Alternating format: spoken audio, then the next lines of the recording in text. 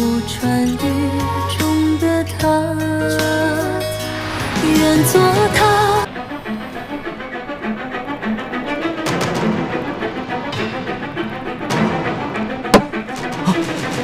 你没想到吧？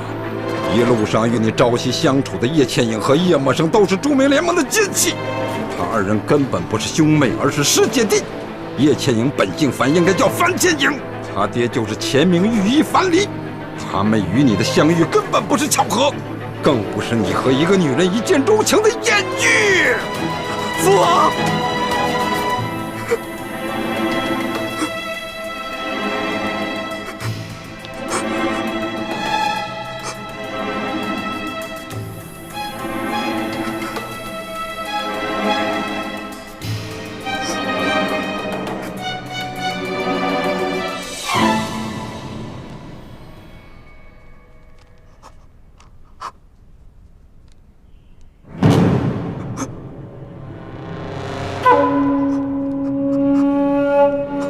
去，把叶氏兄妹给我擒了，拿回金钥匙，你就还是我吴三桂的儿子。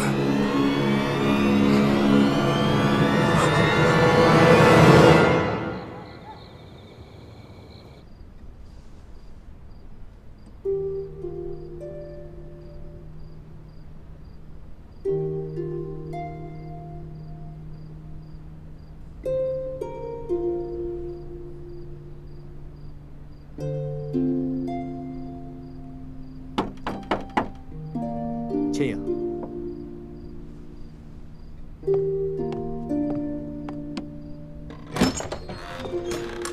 二公子，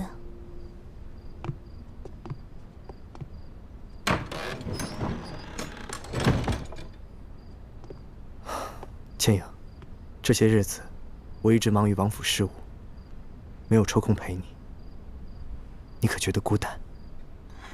还好，有王妃每日陪我四处游玩，而且每晚我还要配合心法内功，加强这冰肌血符膏的药效，并不觉得孤单。那就好。让我看看，你的脸遮得怎么样了？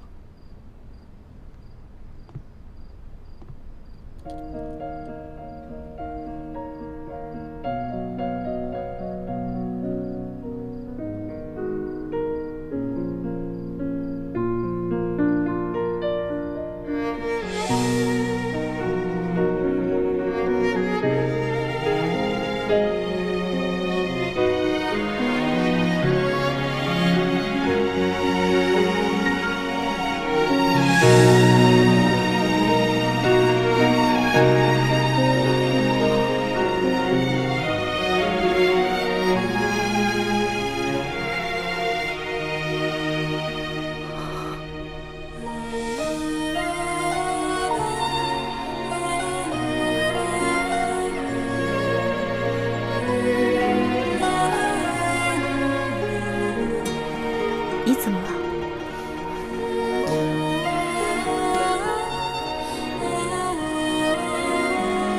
来，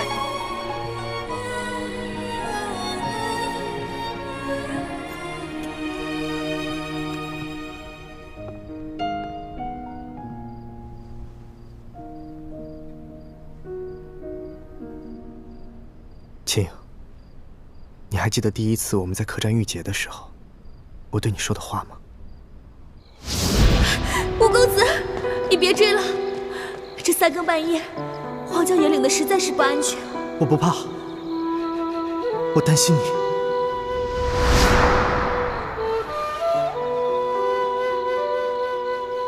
其实，你只是一侧的脸颊有一点小小的伤疤，可是你的五官以及轮廓却是那么的精致，你根本不必在意的。倩影，你看到了吗？你是那样的美丽。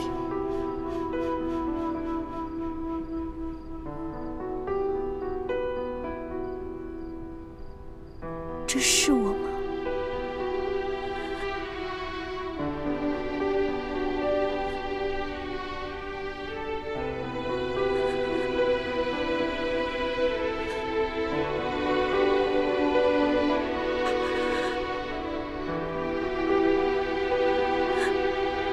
是我吗？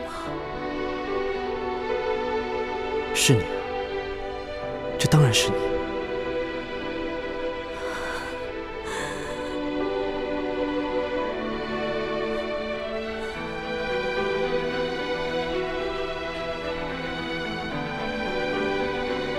倩，你在我心中本就是一个内外兼修、文武双全的优秀女子。二公子，你还要叫我二公子吗？叫我应气。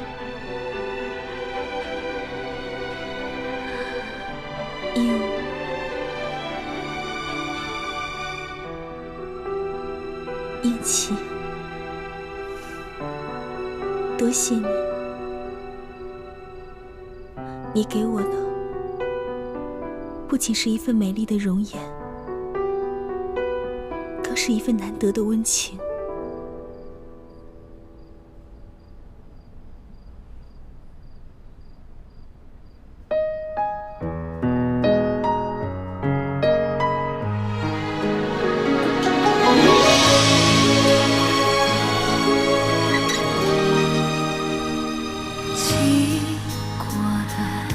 星辰如马，画不穿雨中的她。愿做她掌上的明珠，献上我纯真的祝福。回忆中的路开满花簇，绽放般是的光速。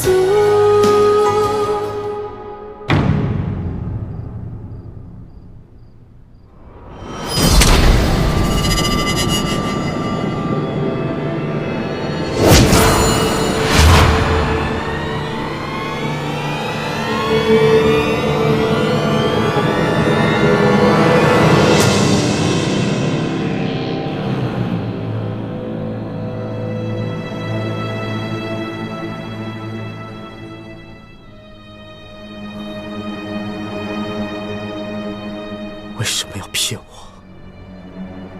为什么？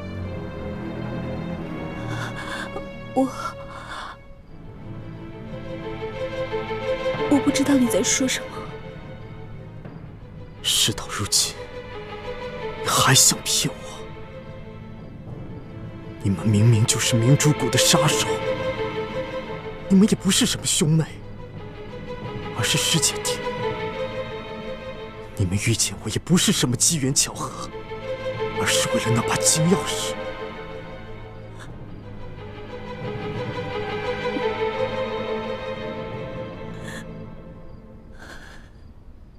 你已什么都知道了。该知道的，我都知道了；不该知道的，我希望你能告诉我。你还想知道什么？我想知道你接近我除了金钥匙之外，有没有一点点喜欢过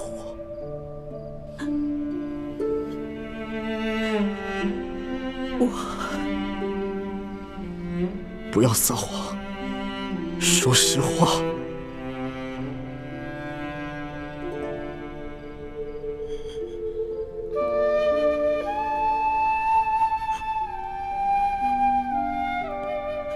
我从来没有喜欢过你。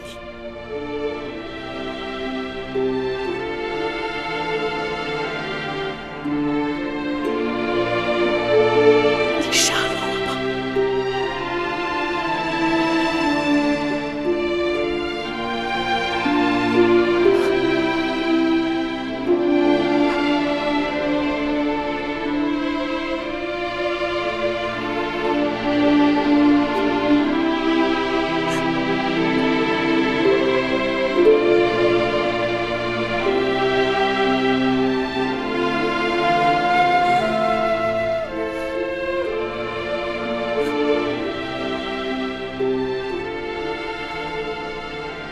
虽然你没有喜欢过我，但我却是真的喜欢你。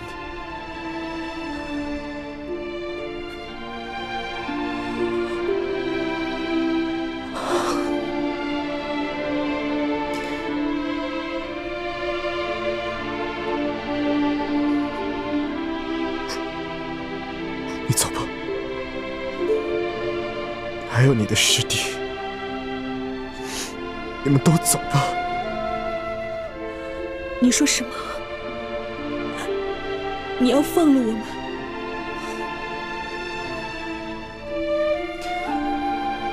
我父王已经在府外设下了500禁兵，你们逃不出去了。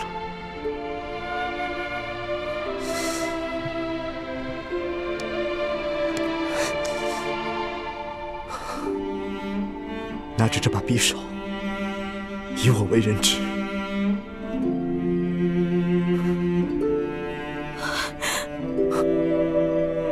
可是，如果我们走了，你怎么向你父王交差？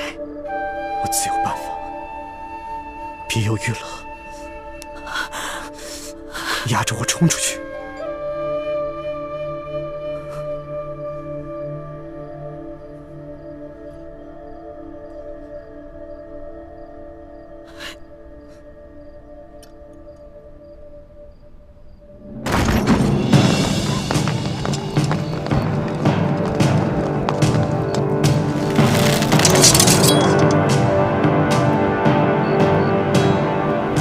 范千影、叶补生，你们赶紧放开二公子，我还能替你们兄妹2人在王爷面前求个情，否则的话，我今天让你们死无葬身之地！让开，否则我就杀了二公子！混账，还不让开！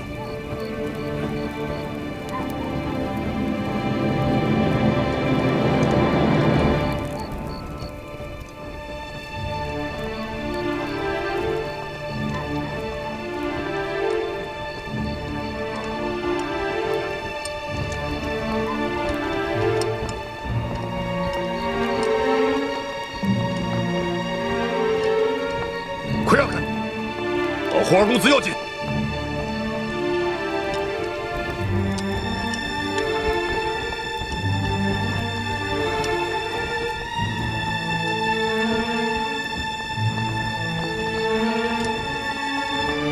慢着！干什么？你们想害死二公子吗？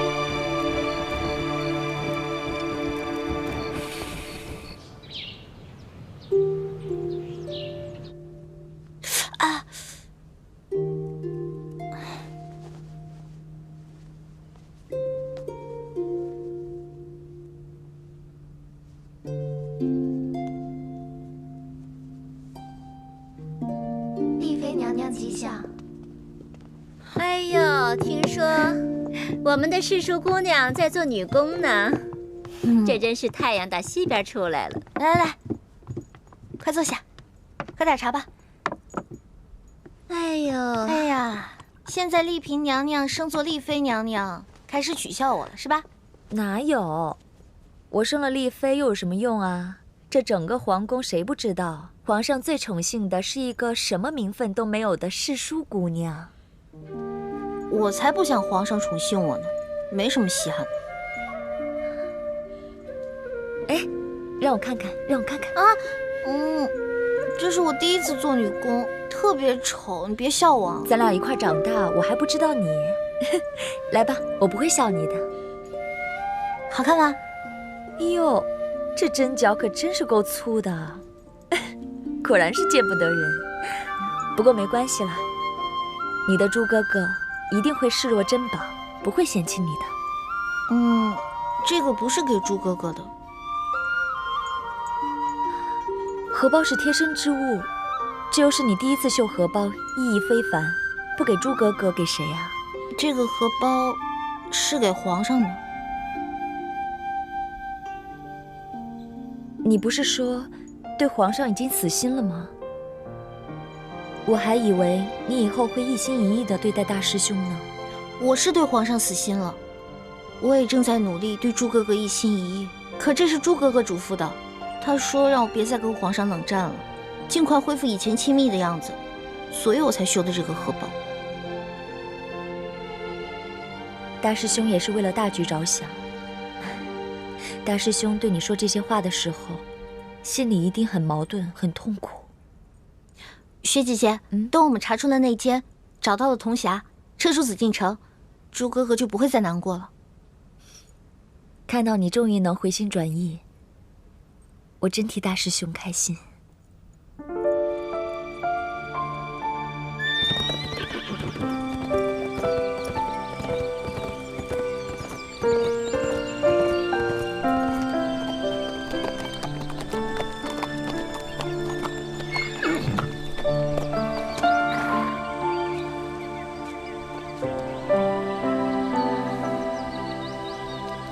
应琪，不，我现在已经没有资格叫你应琪了，还是叫你二公子吧。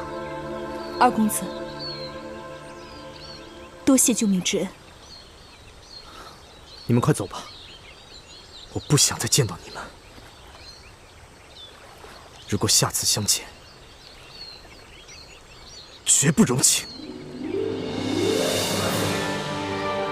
二公子，二公子，撤！快走，再不走就来不及了。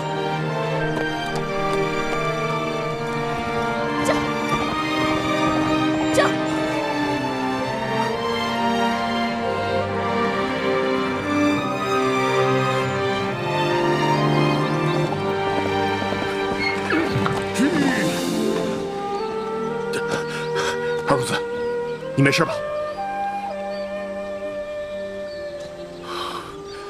让他们跑了，这个王爷可怎么交代？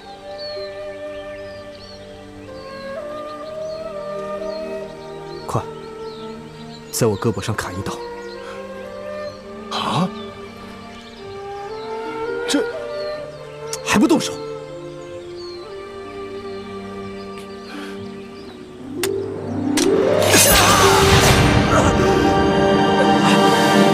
玉欢，明天是你的生日。这个呢，是太皇太后念我在皇上微服私访的时候多次救过皇上，赏赐给我的蜀绣，连皇后都没有呢。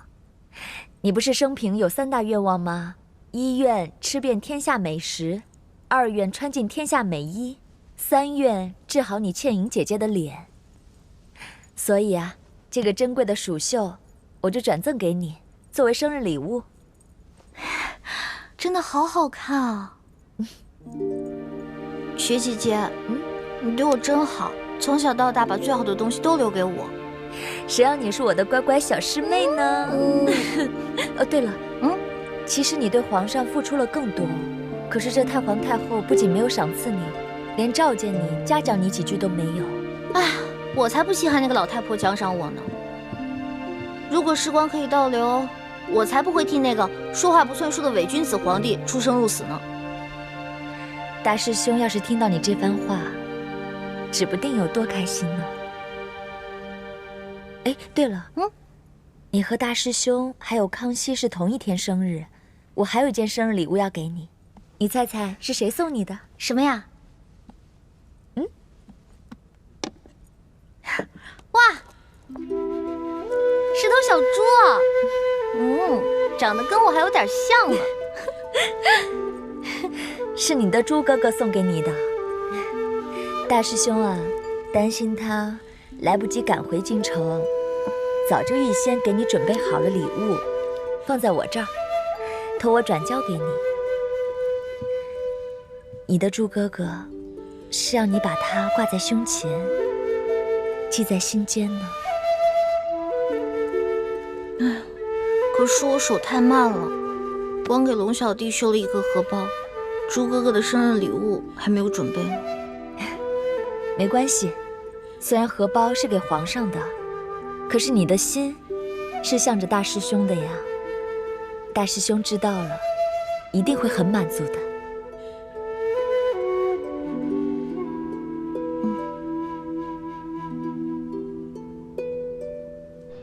王妃，你慢点儿。我要再去晚点儿，我琪儿性命就不保了。不会的，王爷一向很疼二公子的，他不会真的杀了二公子的。叶姑娘，你怎么还没走？我不放心二公子又回来了，我要和你一起去救他。你若被王爷发现，性命就难保了，那岂不是辜负了我琪儿对你的一片苦心？王妃放心，我自有办法。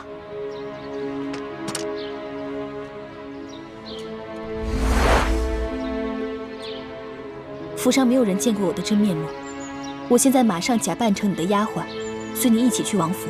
不行，你去只会火上浇油。虽然我琪儿对你一往情深，但她不可能随你离开平西王府，跟你去浪迹天涯。你还是赶紧走吧。王妃，对不起，我必须去见二公子。我用的手法很轻，你的穴道很快就会解开。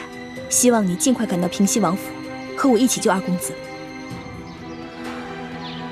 至于你是否向平西王揭穿我的身份，就由你自己做决定吧。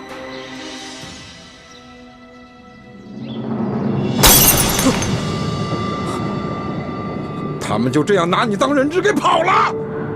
父王息怒，是孩儿一时冲动。当孩儿知道樊倩也是明珠谷的奸细之后，很是气愤，想不明白为什么他会这么对我，于是跑去和他对峙，结果没想到他却突然对孩儿出手，孩儿奋力抵抗，结果却不是他的对手。当他一剑刺向孩儿的手臂时，孩儿才幡然醒悟，可是已经来不及了。王爷，都怪属下无能，竟然让那两个奸细给跑了。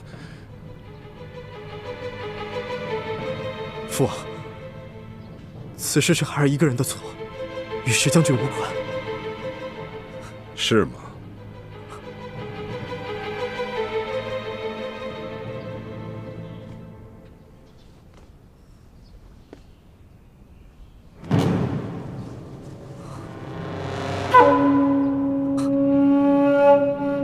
来人！王爷，将这个不孝子推出去斩了！父王，王爷，万万不可！二公子固然有错，但是罪不至死啊！父王息怒，孩儿知道错了，就请父王饶了孩儿这一次吧。你知道错了，你错在哪儿了？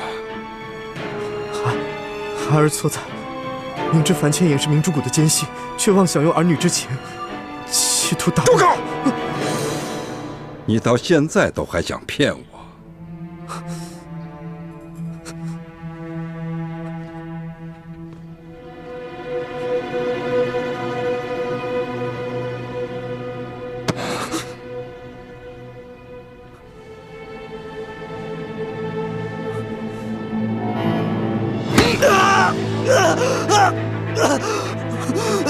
现在知道疼了？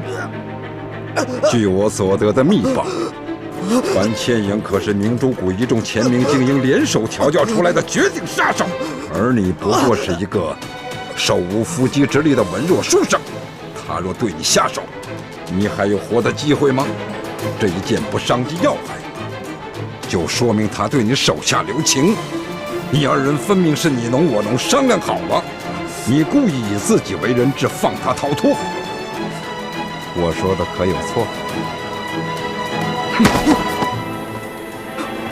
父王英明，孩儿的小心思瞒不过父王，孩儿私纵大敌，罪不可恕，请父王恕罪。都小心点啊！要是把它掉下来摔了，我跟你们讲，你们的脑袋就咔咔搬家了。小心点儿。李公公啊，宜欢姑娘。哎，啊，皇上今天怎么没去御书房啊？皇上今天在御花园办大寿，这个后宫的太皇太后啊、皇后啊，所有的后宫嫔妃，全去御花园给皇上贺寿去了。哎，他没让你去啊？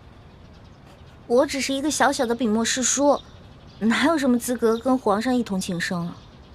哎，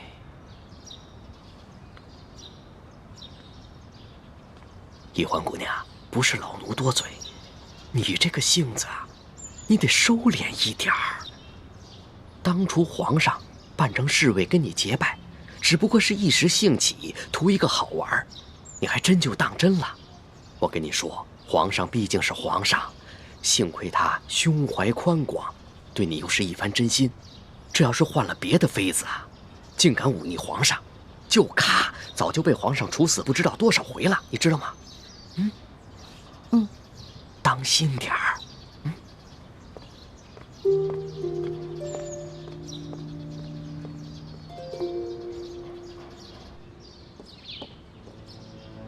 王爷，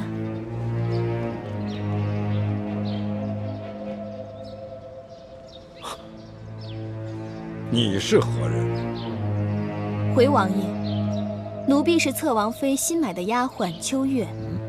侧王妃得知二公子违反了王爷的军令，要被军法处置，竟然急晕了过去。奴婢特意来禀报你。叫他急，都是他教的好儿子。秋月，还不快回王所照顾侧王妃去！侧王妃有望月他们几个伺候着，侧王妃要奴婢来守着二公子。笑话！我违反了军令，王爷处罚我，你守在一旁又有何用？还不赶紧退下！慢！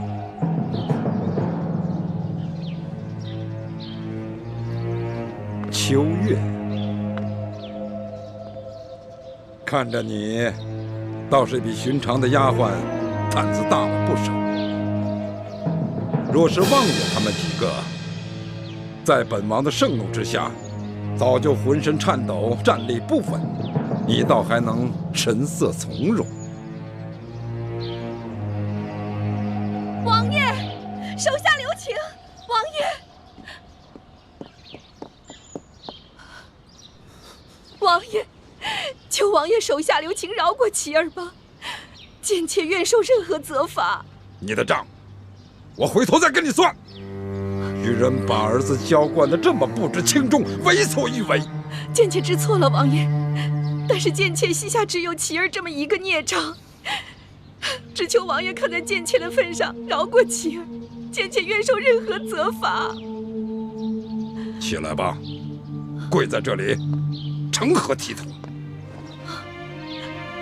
谢王爷。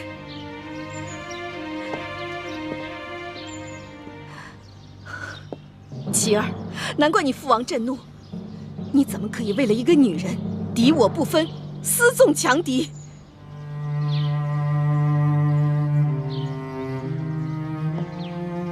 王爷，琪儿只不过是一时为情所困。想当年王爷年轻时，不也曾冲冠一怒为红颜吗？琪儿这般多情痴心的性子，倒正是随了王爷的天性。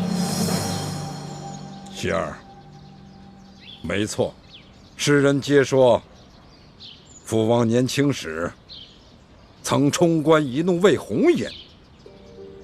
可当年父王乃是审时度势，察觉前明江山气数已尽，才迎着清军入山海关，成为这大清的开国重臣，并非只为了陈圆圆一个女人。若是父王只痴恋陈圆圆一个女人，又怎会再娶了你娘？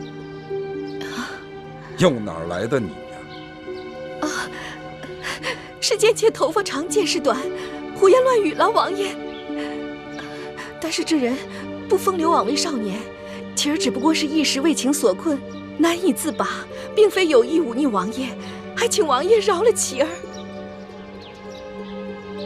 琪儿，还不快求王爷恕罪！孩儿知道错了，求父王恕罪。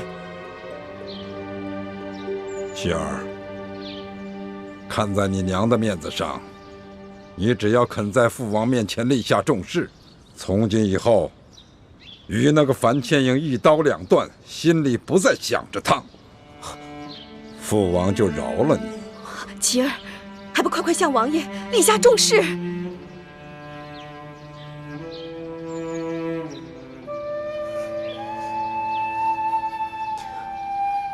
娘，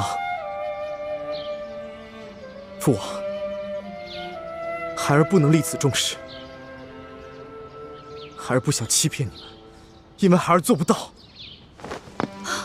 琪儿，你就醒醒吧！那个樊倩影对你的感情根本不是真的，他接近你就是为了利用你，他根本就不爱你，更不值得你爱。不是的，我相信倩影是爱我的。父王，虽然我们俩立场不同，但是我们俩却是真心相爱的，并且我们俩谁都不愿意玷污了这份真情。王爷，来人！二公子违反禁令，私放强敌，罪不可赦，拖着你给我斩了！王爷，万万不可呀！王爷，王爷，倩倩只有琪儿这么一个儿子，王爷若杀了琪儿，倩倩也就不活了。王爷，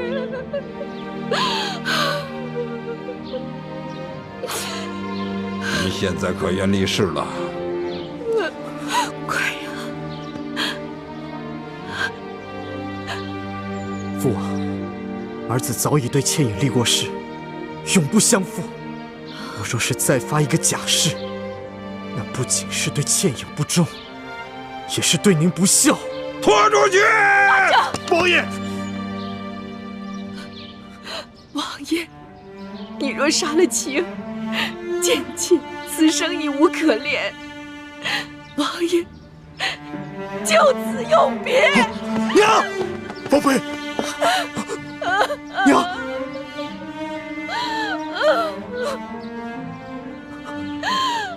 罢了，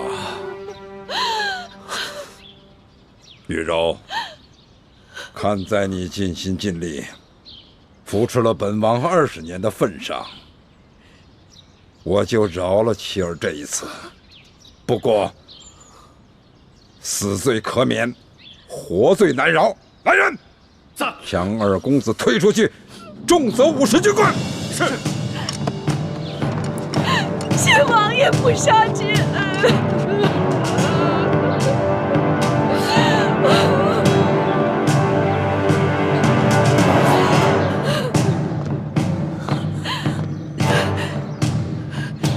你给我千万忍住，不可露出任何破绽，不然你帮不了琪儿，反而会害了她。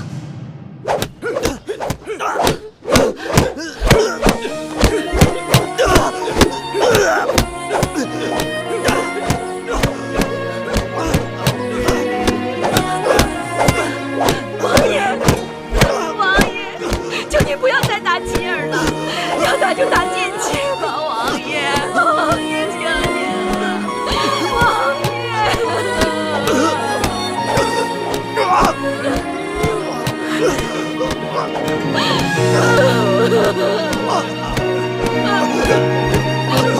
琪儿，万万不要再打了，王爷，求您了，王爷啊！打！求您了！军令如山。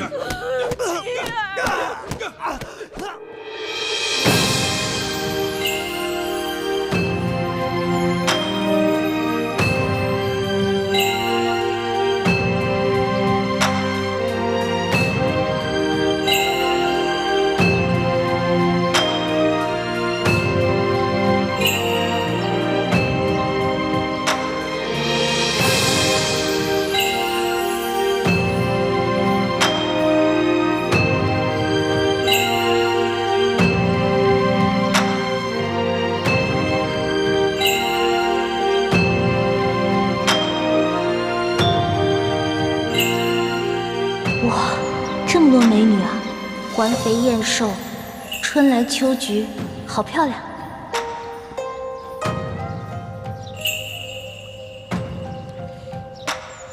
皇上，妾身祝您万寿无疆，福寿安康。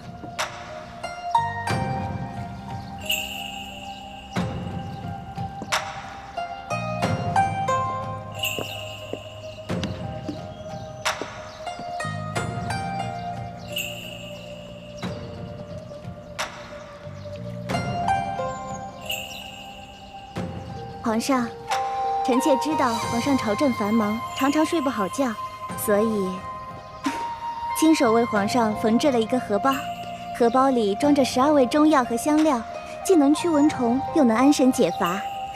臣妾手笨，自然不能跟各位姐姐相比，不过是臣妾的一点心意罢了。这个荷包绣得真漂亮，闻一闻还有一股清香呢，神清气爽。有劳贤妃了。这贤妃的手啊，真巧啊，比起这御用绣娘的手啊还要巧。着实，在哀家看来，这后宫里头没有一个能比得上她呢。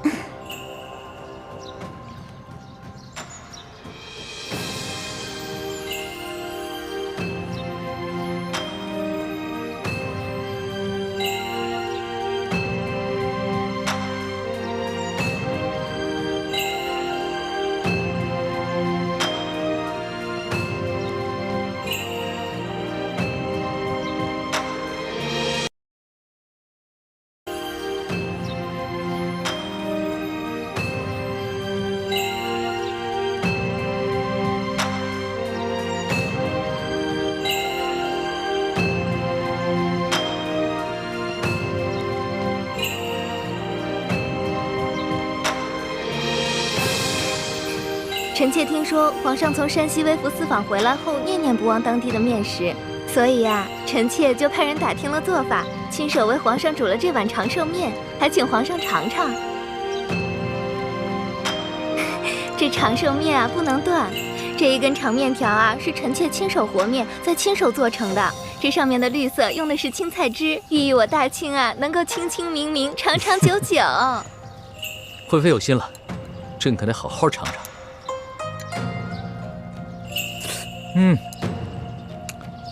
惠妃好手艺啊！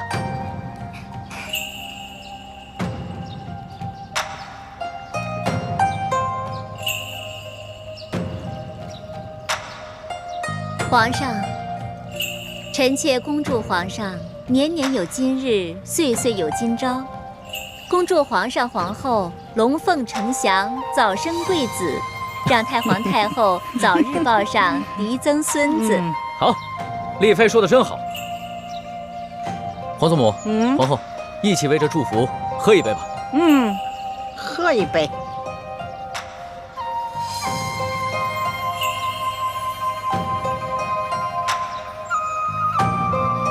皇上，您不是有一个笔墨诗书姑娘？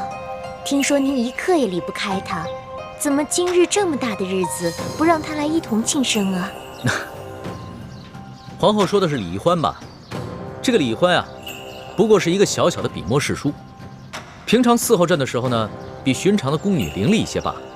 如此隆重的场合，她岂有资格出席啊？这打理后宫啊，可不比管理朝廷简单的。首先要紧的是要有平衡之术。这后宫要是着了火呀，皇上可就麻烦了。皇祖母，孙儿年少，还请皇祖母多多提点。那是。朱后妃，陪着朕还有皇后、太皇太后一起喝一杯吧。来。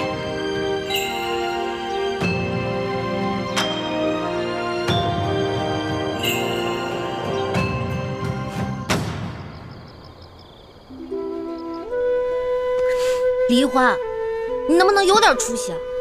你自己不都想清楚了吗？再也不会上那个骗子皇上的当了，你彻底死心了。那你还吃醋什么呀？你要记住，这个世界上只有你的猪哥哥是对你最好的。千里之外执行那么危险的任务，都不忘记你的生日，还提前给你准备生日礼物。你再看看那个骗子皇上，后宫佳丽，百草千花，莺莺燕燕，谁还记得你啊？别傻了。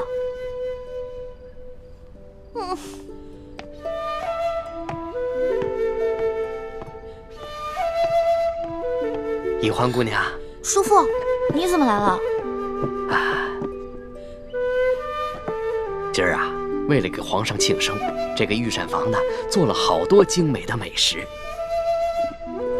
我呀，特地选了几样特别好的，拿给你尝尝鲜儿，啊。师父，这些都是皇上让您给我送过来的吗？皇上？嗯。啊，不是，是我啊。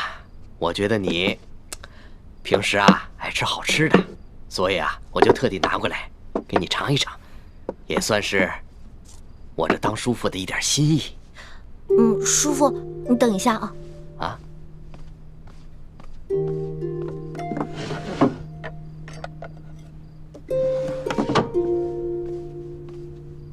叔父，谢谢你还想着我，我也没什么贵重的东西送给你，把这个金簪子送给你吧。玉环，你这是干什么呀？快坐，快坐，快坐啊！哦。哎，叔父是个太监，这金银珠宝呢是叔父最大的爱好。可是不管叔父怎么贪心，那也不能开自家亲人的油吧？这金簪子，你还是留着自己用吧。啊，叔父，你的大补丸解药是不是快吃完了？我这还有点，都给你吧。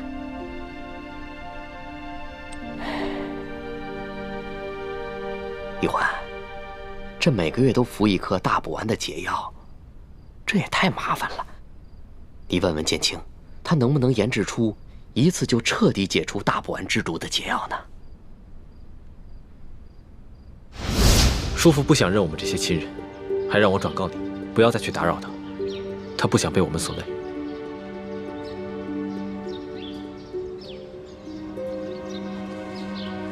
真没想到，他居然会变成现在这个样子。小的时候，他可是最听我这个大哥的话。爹，叔父虽然不肯认我们，但是暗中多次帮助我和朱哥哥啊。从这点看来，他心里还是有亲情的。他心中虽有亲情，但只怕一旦到了生死关头，还是会为了自保而出卖你们的。所以，你们切不可一次给他解开大补丸的毒，而只能每月给他一颗延缓药性发作的解药，这样才能保证你们在紫禁城中的安全。义父，我们这么做会不会太无情了？他好歹是你的亲弟弟，我们的叔父，而且在暗中帮助我们那么多次。太子，在大义面前，无小我。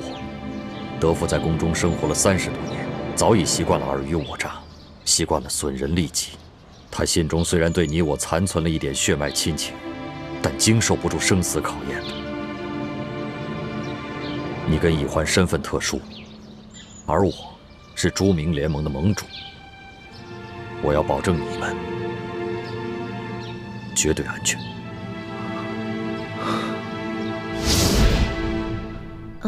叔父啊，这个彻底解除大补丸的解药，我哥哥正在研制当中呢。如果研制出来了，到时候一定给叔父一份。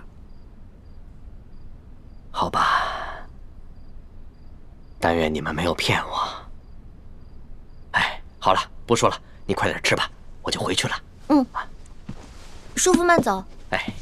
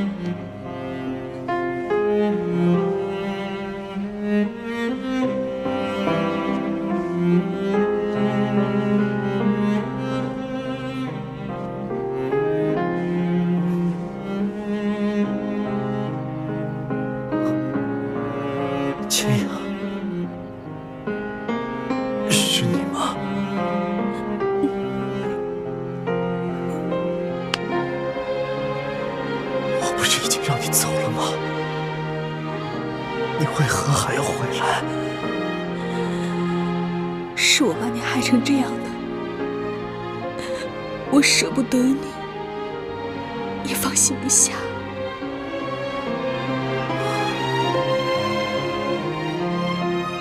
你不是说过，你从来就没有喜欢过我吗？我那么说，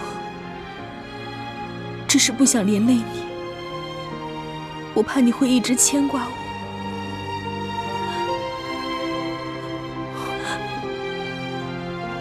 其实，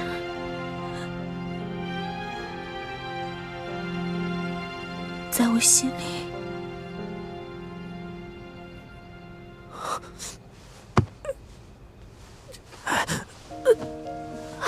你别动，才刚给你上的药。是你亲自给我上的药吗？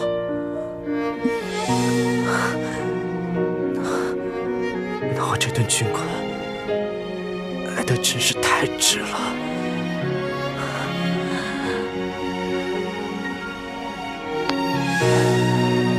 千阳，既然回来了，就别走了，好吗？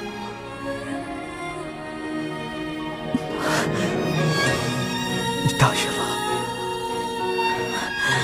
我答应了。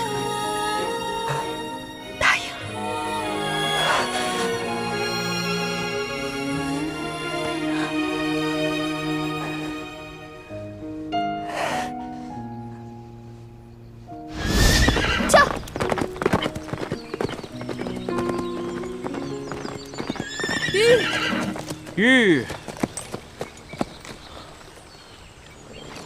樊师姐，吴三桂怎会把我们的底细一下子了解得这么清楚？难不成我们明珠谷中也有平西王府的奸细？不错，咱们明珠谷中不仅有鳌拜安插的奸细，还有平西王府安插的奸细。师弟，我们现在该怎么办？这样吧，大师兄和师傅他们正在前往滇都，我现在就赶去与他们会合，告诉他们这个重大的消息。至于你还是想办法继续留在吴应奇的身边，再打探一些消息。其实，我担心吴三桂会对吴应奇重罚，也很想回去看看他现在到底是什么样子。可是，他已经知道我们是明珠谷的人，这次能放我们走，也是看在以前的情分上。而且，他也说过，再也不想见我。他那只是一时生气说的气话，他其实心里还是很想再见到你的。师姐，我看得出来，吴应奇对你是真心的，而且他对他父亲吴三桂一切的所作所为也似乎并不赞同，所以，他心里并不会真的憎恨你。可就是因为他对我是真心的，我才不想再利用他。师姐，我们要做的是光复大明的天下，造福天下百姓。连大师兄都可以为了光复大明的大业，把与小师妹的儿女情长暂时放到一边，你可千万不要在这个时候犯糊涂，因为吴三桂那个大奸贼的儿子而分不清轻重。好，我这就回去。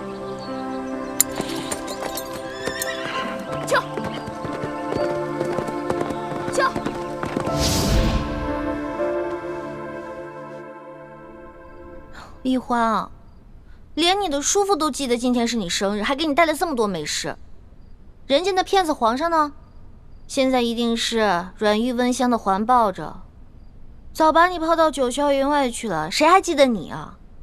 就你傻乎乎的，骗子皇上，骗子皇上，他就是个骗子皇上，他就是个大骗子，大骗子，大骗子。你就是个骗子！骗子皇上！哟，背着人偷嘴呢？皇上吉祥！行了，这里又没有外人，别装了。皇上，你怎么跟鬼似的，不出声直接进来了？你吓死我了！朕今天啊，陪着太皇太后和众后妃，心里一直惦记着你呢。这不是给你送好东西来了？皇上用不着破费，这些好东西啊，应该送给您的皇后娘娘、贤妃娘娘、贵妃娘娘，送给您的后宫72宫娘娘啊，送给我干什么？朕不过是有1位皇后、4妃、9嫔，接下来就是贵人、常在、答应等数10位，哪有72宫娘娘？再说了，这许多主位还都空缺着呢，你是不是看上哪个位分了？你告诉朕，朕明天就封你。奴婢怎么配啊？皇后说的是李易欢吧？她呀，就是一个小小的笔墨侍书，这侍候朕啊，比寻常宫女伶俐一些罢了。这么正式隆重的场合，她有什么资格列席呢？哎呀，不得了了，这屋子里边有东西打翻喽！什么东西打翻了？醋坛子呀，你没闻到吗？酸死了！皇上说笑了，奴婢怎么敢吃醋呢？其实吧，你今天暗中跟着朕，还偷吃朕的醋，朕的心里啊美着呢。这么看来，你是不生朕的气了。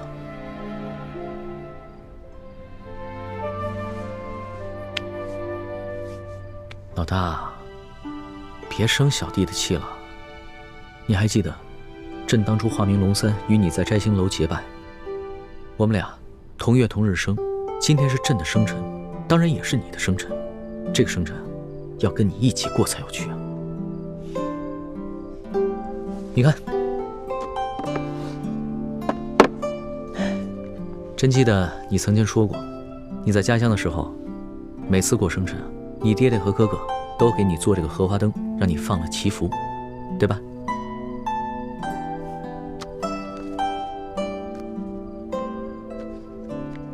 原来我说的每一句话，皇上你都记得呀？傻丫头，你说的话朕怎么会忘了？哎呀，还愣着干嘛？咱们放花灯去吧。这么晚了，去哪儿放啊？走吧。哎，去哪儿啊？走。慢点儿。哎，啊，先许个愿啊。龙小弟，今天也是你的生日，你也许个愿吧。好，那你先许。嗯。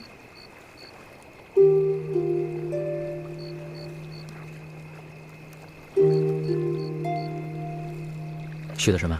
我不告诉你，该你了。朕的愿望可不怕告诉你，朕愿和你年年有今日，岁岁有今朝。放吧。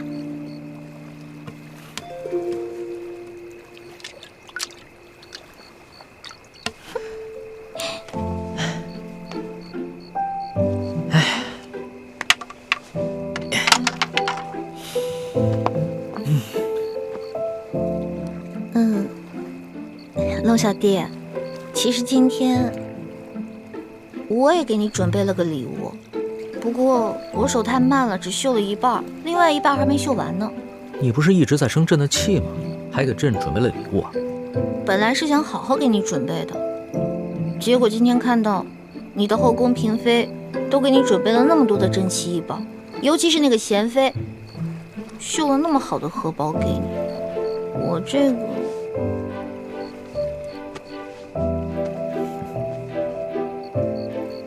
哇，这真的好丑啊！这针脚又粗又细不说，你就看你这绣的是什么呀？野鸭子不像野鸭子，小飞蛾不像小飞蛾的。你嫌丑，你不要不就行了？谁说我不要啊？这虽然是我收到的最丑的荷包，但也是市场最珍贵的一个孤品。老大，这是你第一次做女工吧？还说呢，人家的手指都快扎成筛子了。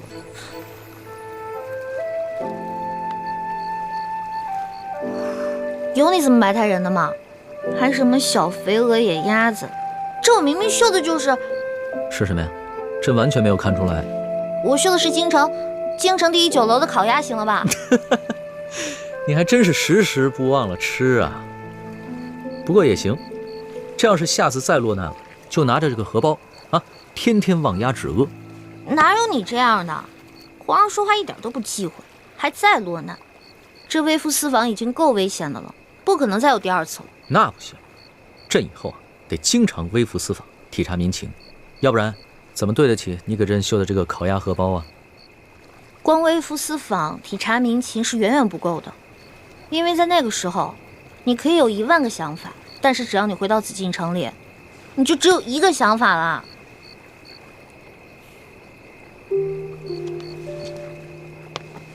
老大，朕知道这次的事情让你一定对朕很失望，但是朕也是迫不得已。朕若是把那些贪官污吏全都给杀了，朕这个皇帝不但地位不保，恐怕连小命都没了。那不是一个明君作为，而是一个匹夫在逞一时血缘。朝政之事啊，不能急，得从长计议。你要相信朕，给朕3年，3年之内，朕一定把那些榜上有名的贪官污吏全都收拾干净。你说的是真的？3年之后，要是没有做到的话，你再怎么生朕的气，朕都无话可说。终于笑了。好了，把这个荷包拿回去，等到你绣好了，一定要给朕，朕会好好收藏着。嗯。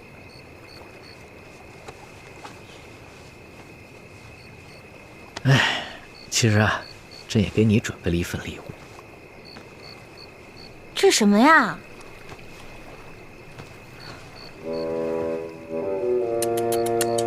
哎呦，丑死了！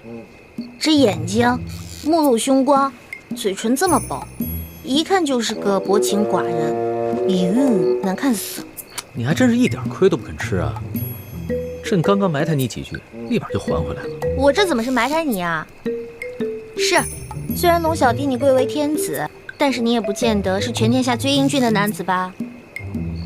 而且你生气的时候，特别像门神，很可怕。还从来没有人敢这么说过朕。今天是你生辰，朕就饶了你。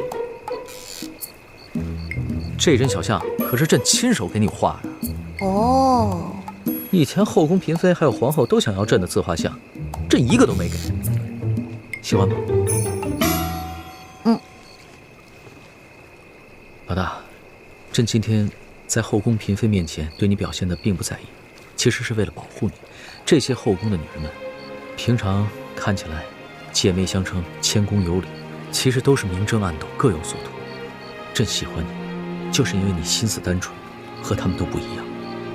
朕不想因为朕的偏爱跟你树敌招祸。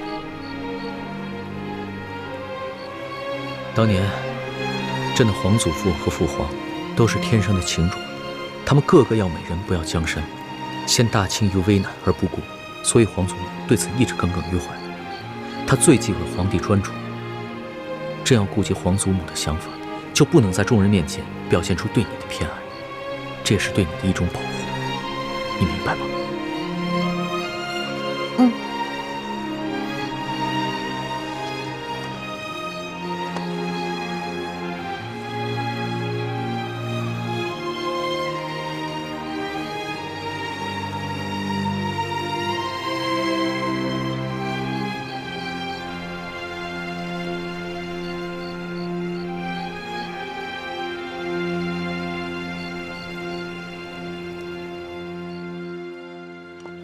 爹，回来了。倩影，倩影，你的脸，爹娘，你的脸已经好了。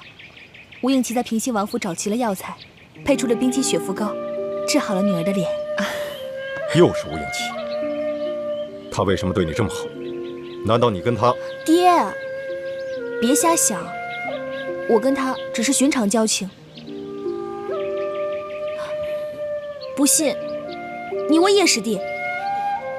啊，默生，你告诉三师傅，你师姐跟吴应琪之间有什么异样？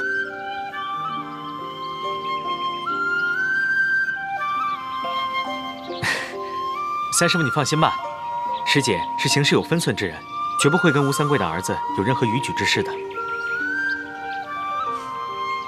好了，先进来吧。啊，嗯，进来吧，走吧。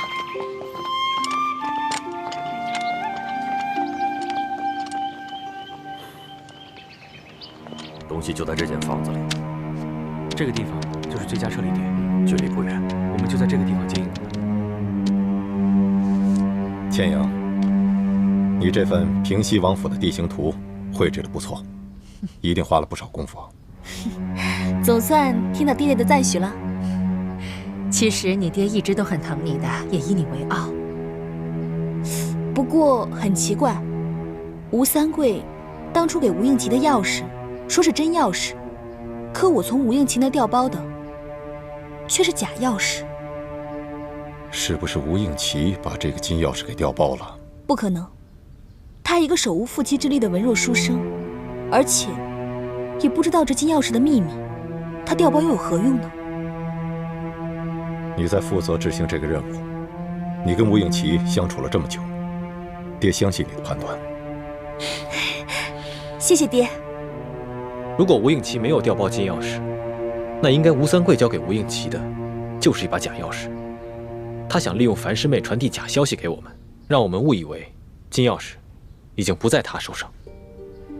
这个吴三桂真够狡猾的，他居然学着鳌拜，也在咱们明珠谷安插了奸细。现在当务之急，我们是要把内奸给找出来。莫生跟倩影在云南1个月才被发现，这就说明咱们明珠谷的内奸身份并不是很高。以后几个孩子的行动只能由咱们几个师长知道，不能让谷中的任何人知道。我和樊师姐调查了很久，真的金钥匙应该就在吴三桂书房的密室里。就是刚刚我说的这个书房？对，就是这儿。这里也是整个平西王府守卫最森严、最难接近的地方。太子，接下来该如何安排？义父，我觉得我们可以发挥各自的特长，各司其职。樊师妹和叶师弟负责查清楚平西王府的守卫情况和轮岗规律。好。吴师傅，你负责制造出能够接近书房的王府中人的面具，并教我们事先模拟好这些人说话的声音。放心，只要让我看上他们一眼，听他们说一句话，我保证能够复制出连他们自己都辨不出真假的冒牌货。好。四师傅，你负责联络云南边境守军中的内线，散布缅军就要异动的谣言，转移吴三桂的注意力。请太子放心，这些年我在云南边境的守军中安排了好几个我们的内线。好。那我们夫妇的任务呢？是啊，此事事关重大，每个人担子都不轻。三师傅，我记得你在研制一种新的毒药，能让人服下以后四肢麻痹，无法动弹，也无法说话，但是却能够保持清醒，这样就不会让人轻易察觉有什么异样。不错，这个毒药名称叫呆若木鸡散，已在我自己的身上试验过，效果就……那日啊，你三师傅神色如常地坐在屋里，我以为他在想什么事，就没有打扰他。不料2个时辰过去了，他还一动不动地坐在那里。我叫他，他也不应；推他，他也不动，可把我给吓坏了。结果又过了1个时辰啊，他渐渐恢复了原样，告诉我他在试验一种什么新的毒药，叫呆若木鸡散。你看他当时的样子，不就是呆若木鸡吗？好，樊师妹，就由你想办法，把这呆若木鸡散下到当夜值守护卫的饮食当中去。好，我扮成侧王妃的丫鬟，应该能找到机会。二师傅，你是我们当中武功最高的，你就负责解决突发情况，放倒守军当中没有中毒的高手。好，为师已经很久没有与人交手了，手正痒着呢。还有一个重要的问题，就是平西王府中的机关。虽然我跟樊师妹、叶师弟都也懂得机关阵法之术，但终究不及六师傅经验丰富。如果六师傅在的话，那咱们的胜算就又能多了一分。放心，我已经飞鸽传书给雪衣居士了，算来他也应该到了。堂姐姐真是神算子，居然算到我已经来了。这么多年了，这可是我们6位师傅初次集体行动，我岂能错过？裘贵呢？他很是狡猾，居然找到几路替身来替他掩护。我本想着继续追查他的行踪，可是却接到你的飞鸽传书，所以我就委托山西牛角寨的盟友们帮我继续追杀他，而我就来滇都与你们会合了。六师傅回来正好，如此一来，平西王府纵然是龙潭虎穴，我们也可以放心的闯一闯了。太子安排的十分妥当，那你就负责总调度，我来制定撤离方案。有劳义父。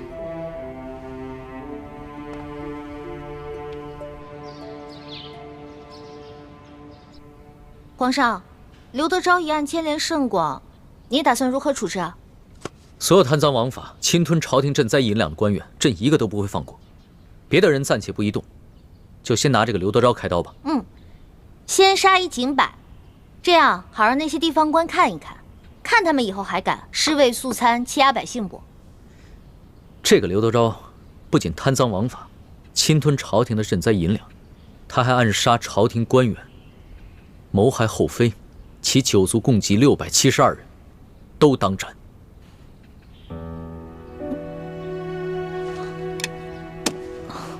龙小弟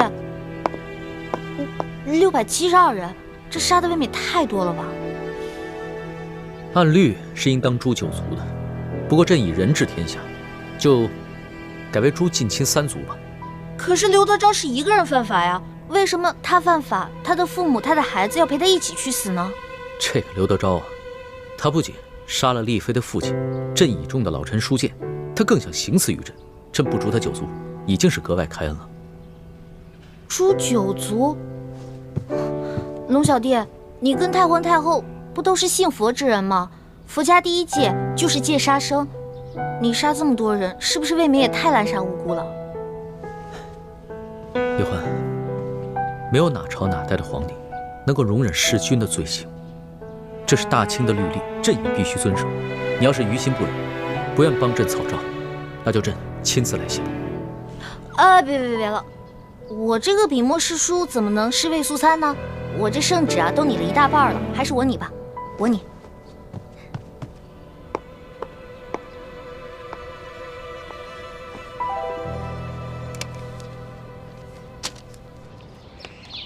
慢点儿。其实啊，你根本不用自责。我放你和殷默生离开，并不仅仅是出于儿女私情，而是因为大义。大义？不错。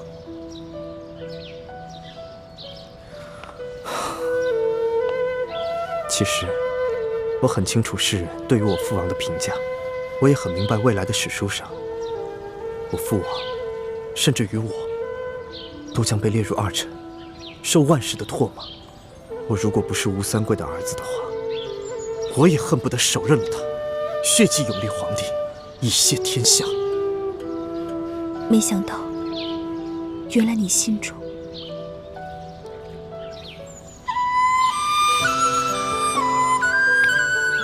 英奇，没想到你肯对我说如此肺腑之言，我心中既感动又惭愧。倩影，我跟你说的这些话，除了我娘，我没有跟任何人讲过。我只是想要告诉你，除了身份不同，立场也不得不同之外，对于是非道义的判断，我俩是一致的。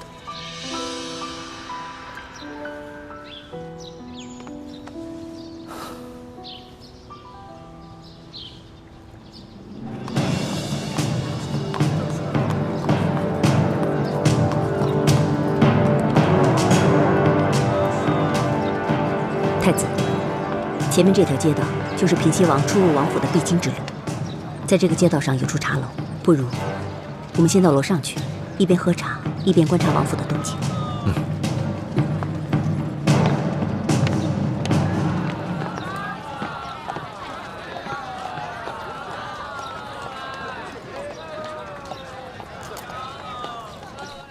客官，慢用哈，有什小二么尽管吩咐。好，来嘞。二位来点什么？普洱茶。好嘞。楼上二位普洱茶，茶来喽。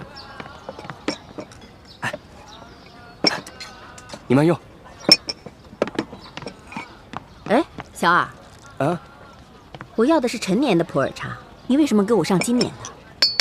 看这汤色就能看出来了，给我换一杯吧。好嘞，马上给你换，马上给你换哈。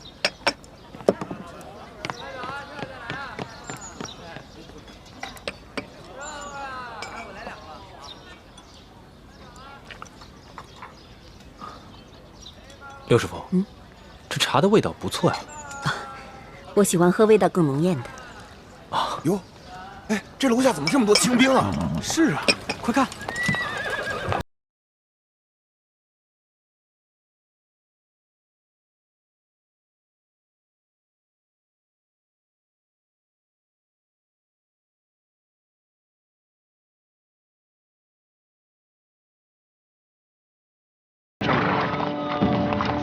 小兄弟啊，出什么事了？听说呀，是缅军偷袭了边境，抢夺了好多老百姓的财物。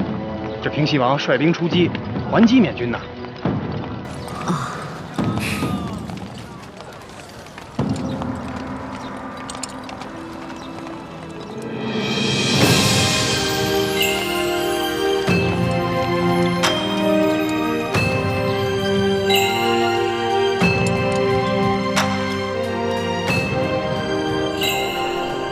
左图，奴才在。山西巡抚刘德昭一案办得怎么样了？回皇上的话，刘德昭贪赃枉法，罪行累累。他不但私自侵吞朝廷的赈灾粮款，还圈地占地，危害一方，刺杀山西总兵书建，甚至行刺皇上，实乃罪大恶极，罪证确凿。刑部已经把他和同伙33人押往菜市口问斩了。那他的族人呢？刘氏一族，褫夺功名，贬为庶民，流3000里。这怎么处置的如此之轻啊？是，皇上，这刘德昭犯的可是滔天大罪，本应诛9族的呀。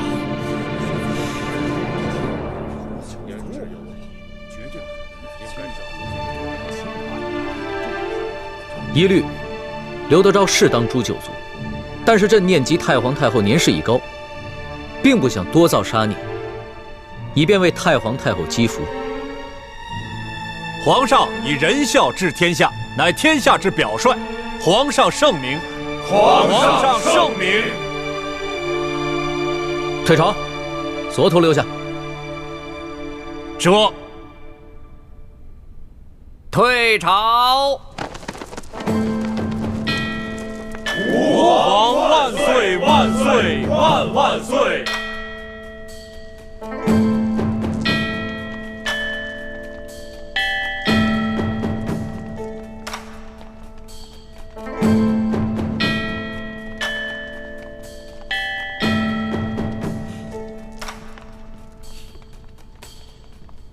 左图，奴才在。这回刑部量刑，为何如此之轻？回皇上的话，这刘德昭罪大恶极，就算是诛他9族都不为过。可是皇上旨意说，其余族人从轻，切切不可累及无辜，所以刑部以为圣意如此，所以就将其轻判，只是将他们刘氏一族褫夺功名，贬为庶民，流放3000里。朕下的旨。是啊，皇上，难道您忘了那天在御书房，您拟的旨，然后侍书姑娘亲手交到奴才手里的？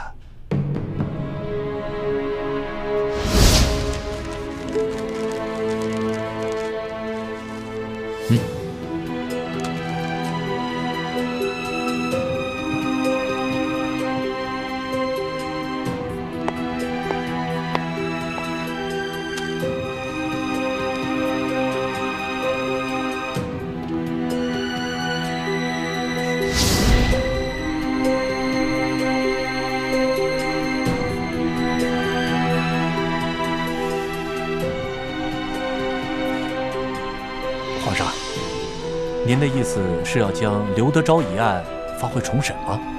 不必了，刘德昭和他的同党都已经砍头了，这事儿就这么盖棺定论了。你先过安吧。这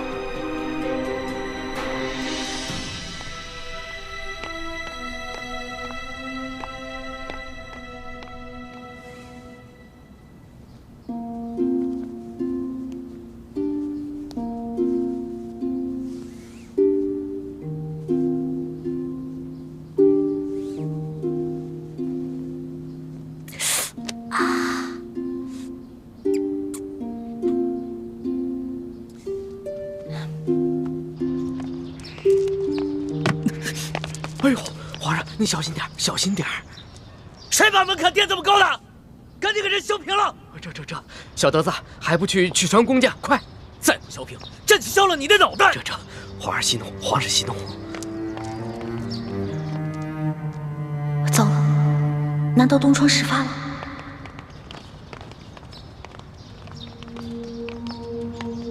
你在外面等着，别让任何人靠近。这。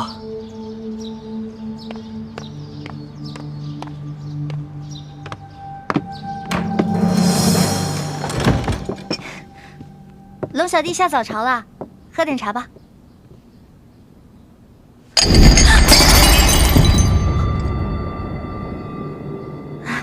一大早发这么大火啊！天威难犯，是谁这么不懂事儿，惹龙小弟生气了？你还知道天威难犯？你这个笔墨侍书的差事做的是越发的好。是不是刘德昭的案子结了？结了。刘德昭和他同党砍头，刘氏一族褫夺功名，贬为庶民，流放3000里。这个结果你可还满意？哎，后宫呢不得干政。虽然奴婢不在皇上的后宫之内，但是奴婢也是个女人呐，头发长，见识短，怎敢胡乱议政呢？不过皇上既然这样处理，肯定有皇上的道理啊。李欢，你别以为朕宠着你，你就可以恃宠而骄。你竟然敢矫诏给了索额图一道假圣旨！